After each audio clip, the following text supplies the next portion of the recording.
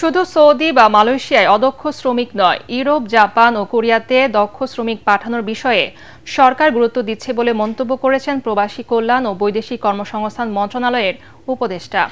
মন্ত্রণালয়ে আয়োজিত সংবাদ সম্মেলনে তিনি বলেন, বিদেশ গমনের বিষয়ে নকল কাগজপত্র তৈরি করার যে রেওয়াজ চালু হয়েছে তা বন্ধ করার চেষ্টা অব্যাহত আছে।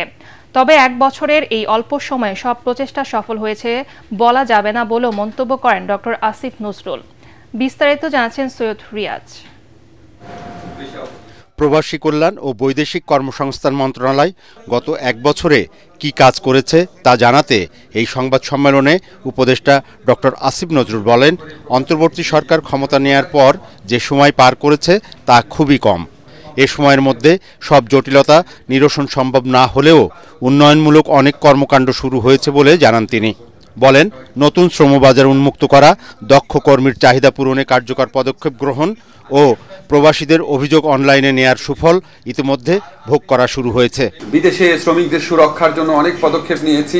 কাতার, ওমান, সৌদি আরব, সংযুক্ত আরব আমিরাত, কুয়েতে ল ফার্ম নিয়োগ করা হয়েছে। এর মধ্যে কোনোটাতে আগে ছিল, কোনোটাতে আগে ছিল না। অন্যান্য দেশে ল ফার্ম নিয়োগের ব্যবস্থা করছি। সৌদি আরব, জর্ডন, ওমানে অনিয়মিত নারী শ্রমিকদের নিয়মিত করার ব্যবস্থা নেওয়া হয়েছে।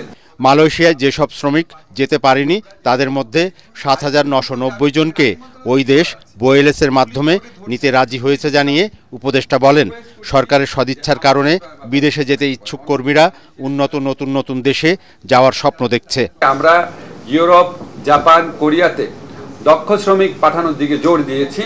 আমরা অনেকগুলা দেশের সাথে সমঝোতা স্বাক্ষর করেছি, যেমন আপনার ওমানের সাথে করেছি, ইউরোপে আপনার সার্বিয়া, ইটালি, স্পেন, অস্ট্রিয়া, মাল্টার সাথে করেছি, এছাড়া মরিশাসের সাথে করেছি।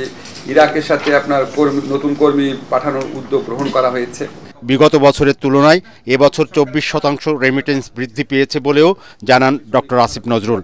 বলেন, আগামী 5 বছরে বাংলাদেশ থেকে জাপানে 1 লক্ষ দক্ষ শ্রমিক পাঠানোর লক্ষ্যমাত্রা নির্ধারণ করা হয়েছে। সৈয়দ রিয়াজ, এটিএন বাংলা, ঢাকা।